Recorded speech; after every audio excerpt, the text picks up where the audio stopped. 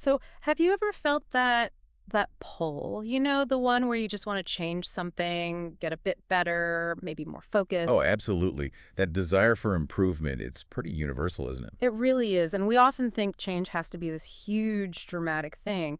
But what if the real secret is, well, smaller, like tiny, atomic, even? That's exactly where we're headed today. Yes. Today, we're doing a deep dive into James Clear's huge book, Atomic Habits. It's such a game changer for so many people. Definitely. And our mission here isn't just to give you a summary. We want to really unpack the core ideas, Mhm. explore why it hits such a nerve with millions, and maybe most importantly, tackle that big hurdle. How do we actually do this stuff? Especially now, right? With phones buzzing and distractions everywhere. Exactly. It's tough to stick with things. So yeah, we've dug into detailed summaries, different takes on the book, aiming to give you the real essence. And, Atomic Habits, it's more than just your typical self-help read. I always think of it as like the user manual for your own life. Huh. I like that. User manual. Yeah. For anyone who feels like they're just running on autopilot and wants to, you know, tweak the little gears that make everything run. Right. So our chat today, think of it less like a lecture, more like we're sharing some really practical life hacks, things you can actually use. It genuinely gives you a new way to see your own behavior, which is honestly why it's essential reading if you're serious about growing. Okay, let's kick things off with the big one. The core idea, which sounds almost too simple. Tiny changes lead to remarkable results. A 1% better everyday concept. Exactly. That 1% sounds tiny, almost insignificant. Mm. But Clear shows how the compounding effect over time is just huge. It's not about one giant leap. No, it's the small, consistent steps. And he uses that fantastic example of the British cycling team, right? Oh, yeah. Tell us about that. Well, their huge turnaround wasn't from some single massive innovation. Mm-hmm. It was all these tiny, almost invisible improvements, the aggregation of marginal gains. Like what sort of thing? Things like slightly better bike seats, finding the perfect massage gel, even teaching the riders the best way to wash their hands to cut down on getting sick. Wow, really? Hand washing. Yeah, seems small, but it all adds up. It's such a humbling reminder, Yeah. that overnight success we see, it's usually just the result of showing up day after day, not some magic moment. That's powerful. Okay, so building on that, here's where I think it gets really transformative for anyone listening who's tried and maybe struggled to make changes stick. Hmm. Clear shifts the focus from outcomes like goals to identity. He says it's not about the goal of running a marathon, it's about becoming a runner. Why is that tiny distinction so incredibly important? Oh, it completely flips the script. It's Yeah. profound. See, focusing only on an outcome, like Mhm. I want to lose 20 pounds, keeps it external, something you're chasing. Right. But shifting to, I'm the type of person who is healthy and active, well, that changes your internal story, your self-image, much deeper. Think about the smoker example he uses. Someone saying, no thanks, I'm not a smoker, is way more powerful and usually more successful than someone saying, I'm trying to quit. Because one reflects a changed identity, the other is still focused on the struggle. Exactly. One embodies the new reality. So maybe take a second and think about this. I'm the type of person who, what comes after that for the you want to be? It's about building that belief first. Okay, so we have tiny gains compounding and focusing on identity. Now, how does it actually work? Clear breaks down the mechanics of behavior with the habit loop. Ah, yes, the classic cue, craving, response, reward. We all kind of know it, but he Mm. really highlights how easily we miss the subtle cues, especially digital ones, or how cravings can almost be manufactured by our environment. Uh, Understanding this loop feels like, well, like getting the cheat code to your own brain. it really does. Because if you've ever felt stuck, like you can't break a bad habit or make a good one stick, it's almost always because one part of that loop is off. Misaligned somehow. Yeah, exactly. Maybe the cue is too weak or the reward isn't satisfying enough. If you figure out which step is janky, as he might say, you can fix the loop, and that helps fix the habit. Can you give an example? Sure, like seeing cookies on the counter. That's the cue. Then you get that little pang, the craving for something sweet, the response. You eat the cookie. And the reward is that immediate pleasure, the sugar hit. Okay, makes sense. The power comes when you realize you can mess with that cycle. Hide the cookies, find a different response to the craving, make the reward less appealing somehow. You can redesign it. Which leads us perfectly into the 4 laws of behavior change. This is like the practical toolkit for hacking that loop. First law, Make it obvious. Awareness first. Yeah. Always. Right. He tells that story, the man who didn't look right, about the paramedic who sensed danger just from subtle cues she couldn't even pinpoint consciously. What's that telling us about our habits? It tells us our brains are constantly scanning our environment for cues way below our conscious radar. Our habits often run on autopilot based on these invisible triggers. So how do we make them visible? Habit tracking is his big tool here. Yeah. You literally list out your daily habits, getting coffee, checking email, scrolling social media, and label each one. Positive, negative, or neutral. Sounds a bit tedious. It can seem like it, but it's not about judging yourself. It's like holding up a mirror. Suddenly, those automatic behaviors jump out at you. You gain awareness, which is the essential first step. Okay, so you're aware. Then what? He talks about implementation intentions. That sounds fancy, but it's just deciding when and where, right? Exactly. It's the difference between vaguely saying, I'll meditate more, versus, I will meditate for 2 minutes at 7 a.m. in my living room. Specificity anchors the intention. Why is that specificity so critical? Because, honestly, without a clear when and where, good intentions just, poof, they evaporate. Our brains love clear instructions. Vague goals get lost. And then he adds habit stacking on top of that. Yeah, linking a new habit to one you already do. After I brush my teeth, I will floss one tooth. Or after I pour my morning coffee, I will meditate for 1 minute. It piggybacks on an existing pathway. Precisely. Less friction, less decision-making, you just flow into the next thing. Then there's designing your environment, making the cues for good habits obvious and the cues for bad habits invisible. Like keeping your guitar out if you want to play more. Totally. Your environment is constantly whispering suggestions to you. It either nudges you towards good choices or sabotages your best intentions. If the fruit bowl is on the counter and the cookies are hidden away, you're making the healthy choice easier. How does this apply to our digital lives? Our phones are basically cue-generating machines. That's the challenge, right? You have to consciously design your digital environment.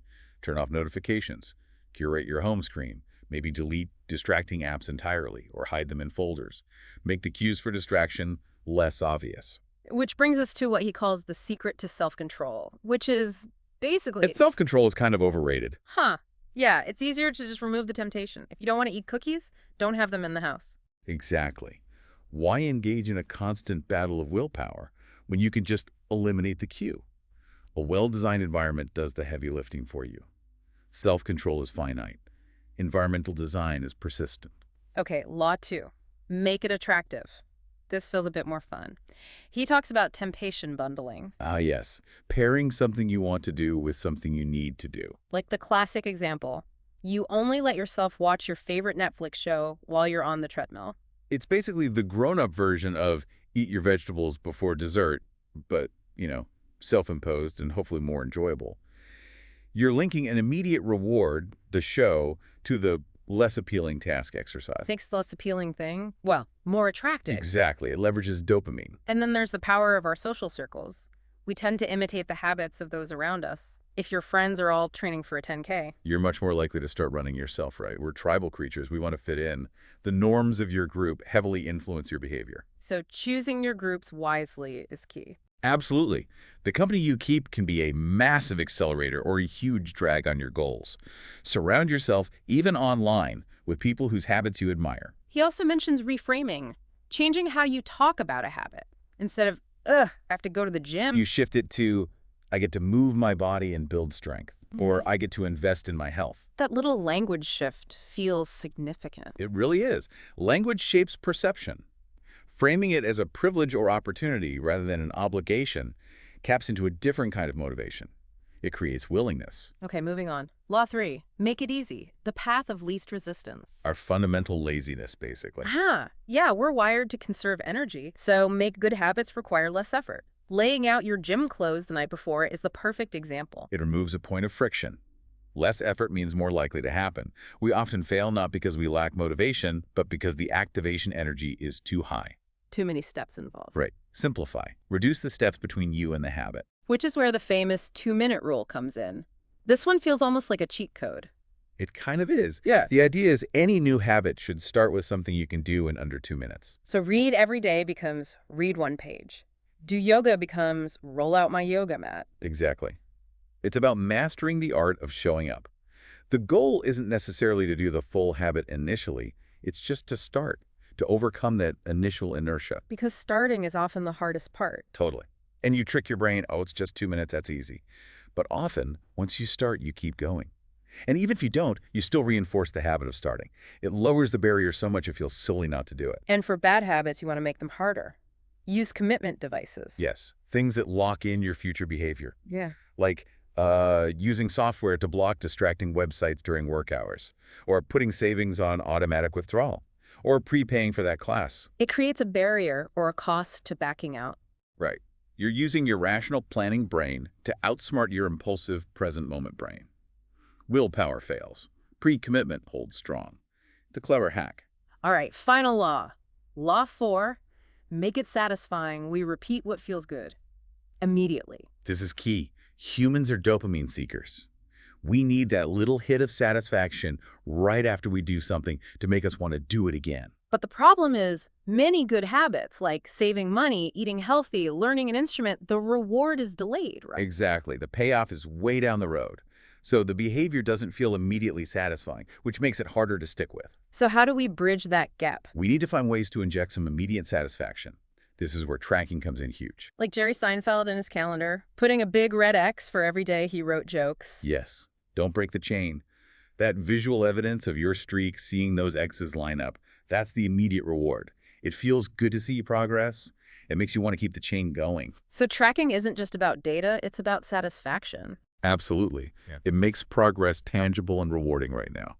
Even something simple like moving a paperclip from one jar to another after completing a task can work. And having an accountability partner, someone to report to. That adds another layer of satisfaction, or maybe anticipated dissatisfaction if you fail.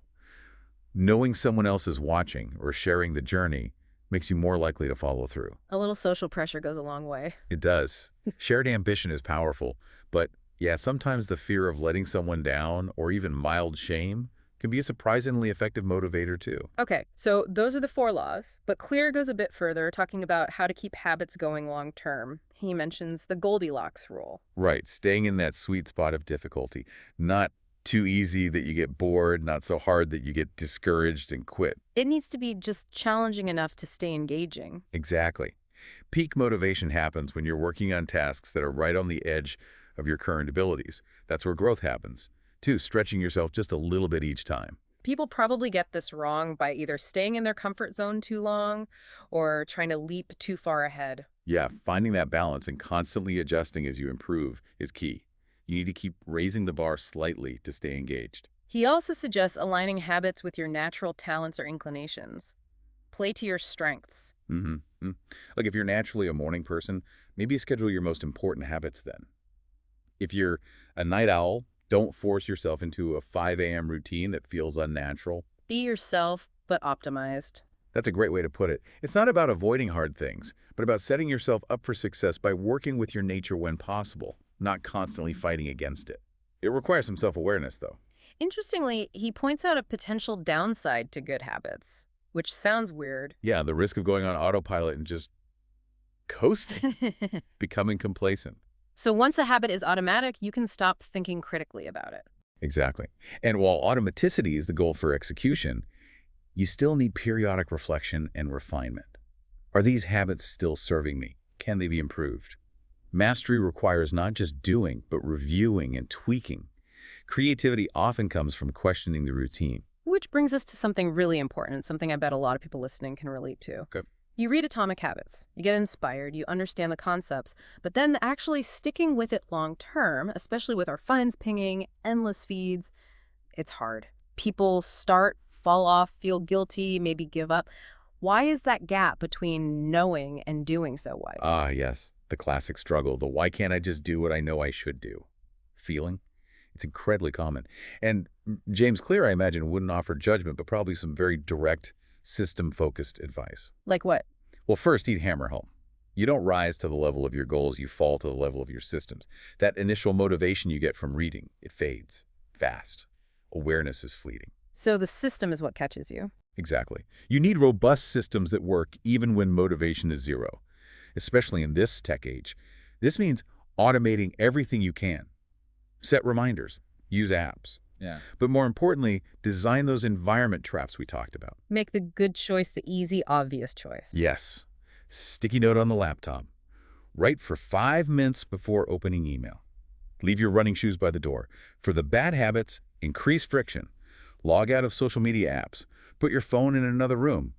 Make the system do the work. Okay, systems over goals. What else? Master the art of restarting. This is huge. He says missing once is an accident. Missing twice is the start of a new negative habit. So the key isn't perfection, it's getting back on track quickly. Instantly. People quit because they think one slip-up means failure. Oh, I broke my diet. Might as well eat the whole pizza. No. Successful people aren't perfect. They just get back to the habit at the very next opportunity without drama or guilt. Like brushing your teeth, you miss a session, you just brush next time. No big deal. And tie that restart to identity. Definitely. Don't think I failed. Think I'm the kind of person who always gets back on track. Reinforce that identity. Yeah. You didn't fail, you paused. What about when it just feels too hard to even start again? Lower the standard. Way down. Back to the 2-minute rule. Make it so easy it feels ridiculous not to do it.